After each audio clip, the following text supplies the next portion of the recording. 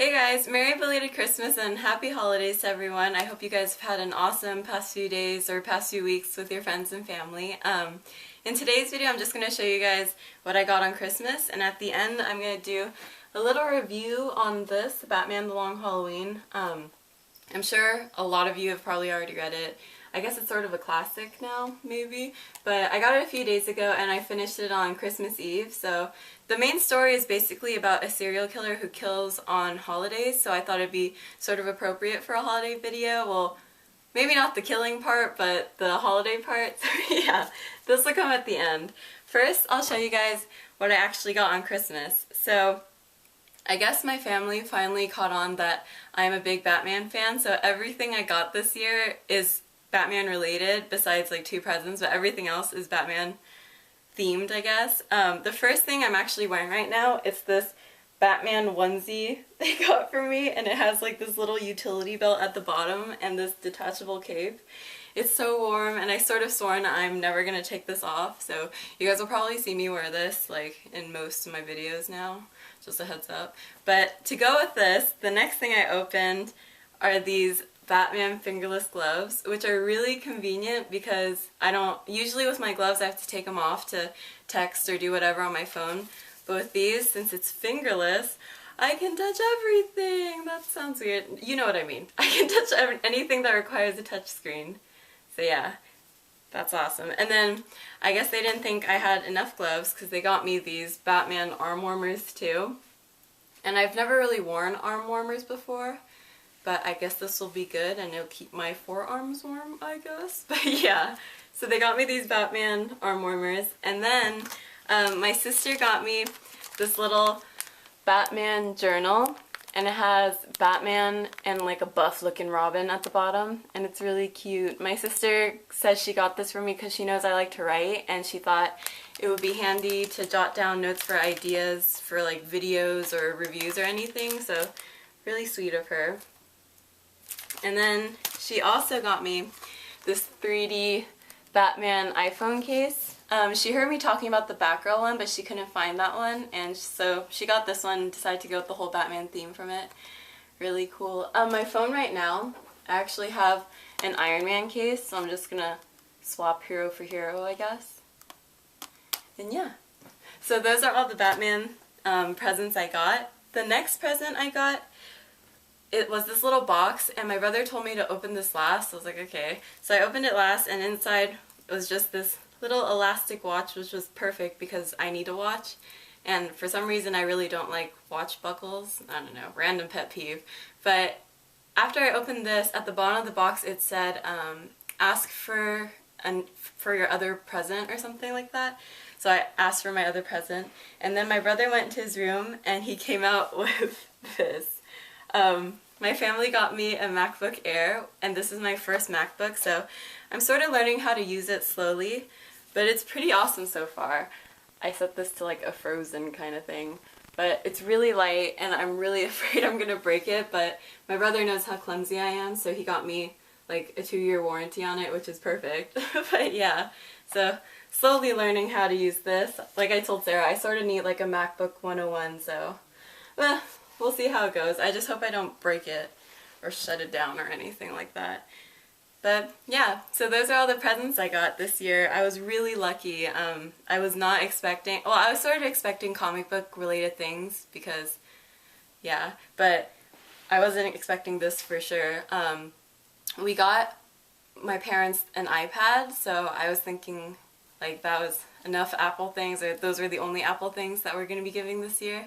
But then I got this, and yeah, it was really surprising. They have like a videotape of me just like in awe. Yeah, okay, random story. So next, I guess I'll just do a short review of Batman The Long Halloween. So overall, I really enjoyed this book. It starts off with Jim Gordon, Batman, and Harvey Dent before he became Two-Face. It starts off with them making a pact to bring down the Falcone family, because the Falcones are starting to really infiltrate Gotham society by they're trying to infiltrate the bank board, basically. They want to launder their money through them. So Batman, Jim, and Harvey make a pact, like, we have to bring them in lawfully, blah, blah, blah, blah. So then, Holiday, the serial killer who only kills on holidays, he comes in by starting to kill off Falcone people. He starts off with Falcone's, or the Roman Falcone, the head of Falcone's. He starts off by killing his nephew, and then slowly he starts killing like Falcone thugs, and soon he kills his son, and then he kills his aunt, and just a whole bunch of Falcones are being killed off. So it sort of becomes this like three-sided war, like Batman, Harvey, Jim against Falcones, against Holiday, against that. So it's like this triangle. So this book, I think, is really a kind of murder mystery thing. Honestly, I read this book sort of like a play. There was a huge cast of characters, and the dialogue really showed you what kind of people they were, and it sort of hinted at their purpose in the story and the relationships between the characters. So because I read it like that, I sort of read it like Clue, I guess. But because I read it like that, I sort of figured out who the killer was ahead of time, I guess, because I sort of pulled out these little hints that I thought were really glaring, really told you who it was. So, spoiler alert, I guess, I'm just going to tell you guys who it was. So after the Roman's son is killed on New Year's Eve, so he's killed on a yacht, and then his body falls into the ocean. So the next day when the coroner finds him, or it might have been a few days later or something, but when they find the body, one of the first things the coroner said is that you might not be able to recognize him because the seagulls really ripped apart his face and body, I guess. So from that, I already thought something was weird. Like, they wouldn't have put that in unless it meant something.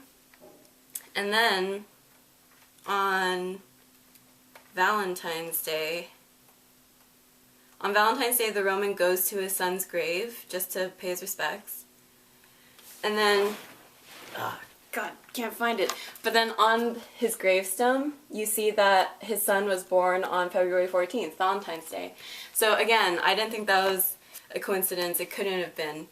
And then later on, you find out that his son is Holiday. He mysteriously comes back. So it wasn't his body. And he comes back to life. And also, on 4th of July, I think, the coroner who said that it was his body is killed off. So after having all these Falcones killed off, or people who have a direct tie to the Falcones, killing off the coroner is sort of random. It doesn't really make sense. So from that, I just sort of pieced together that most likely Alberto, the son, is Holiday, because it makes sense, especially because throughout the book before he died, his relationship with his father was sort of weird, I guess. His father wouldn't let him join the family business, wouldn't let him become a mob boss, I guess. And you could sort of see Alberto being dismayed by that. You could see him just sort of peeved, I guess. So from that, I don't know, to me it was sort of obvious. Well, maybe not obvious, because the book really tries to throw you off too. There's a lot of times in this book where they throw in random twists, where you sort of just confuse yourself, I guess.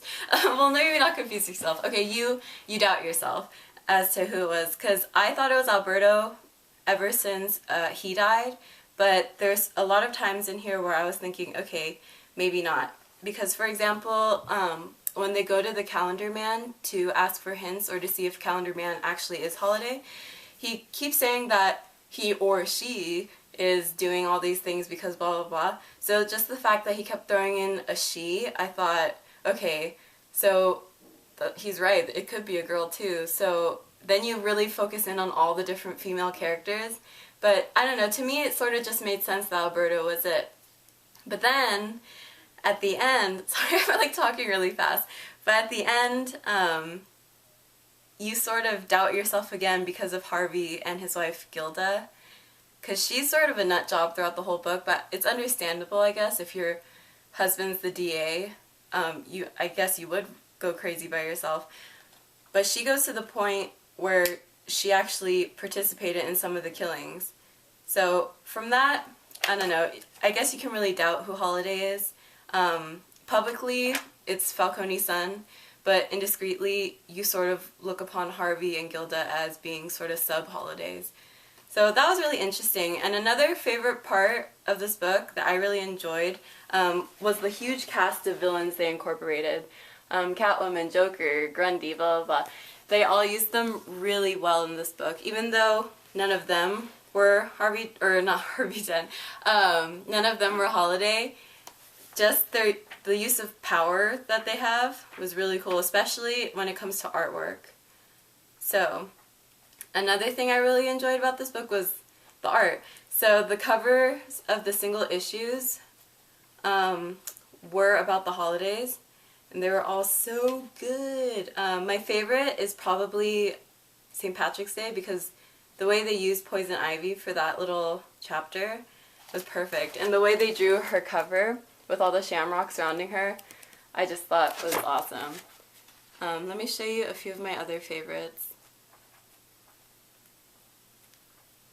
So, wait, let me show you Christmas. Christmas is another favorite one, because they put Joker here as like a sub-Santa Claus, and he's all crazy looking. And this is actually one of the pages with the brightest colors. Everything else in this book is really dark. If you guys read Superman for All Seasons, it's the same team who did this book, but you can really see the difference between Batman and Superman just from the colors they use. In Superman for All Seasons, they really use these pastel-y, brightish colors to show Smallville and Metropolis, but in this book, everything's really dark. Even the characters, they generally have a shadow on their face somewhere. So it sort of gives this ominous feeling, which is really cool because I think it's appropriate for these mob bosses and gangsters and villains, and just for Gotham City in general. So yeah, overall I really enjoyed this book. It reminded me a bit of Hush just because of the use of all these characters and the sort of mystery story that's going on. So I would definitely recommend this to anyone who enjoys murder mysteries or just detective stories in general. I'm probably going to have to pick up the second one because I really enjoyed this, but I heard the second one wasn't as good, but we'll see. So yeah, overall, I definitely recommend this. So yeah, that's going to be it for today. I hope you guys have a great New Year's Eve. I'm sure I'll be talking to some of you before that, but have a great New Year's Eve. Best of luck in 2014, and I'll talk to you guys later. Bye!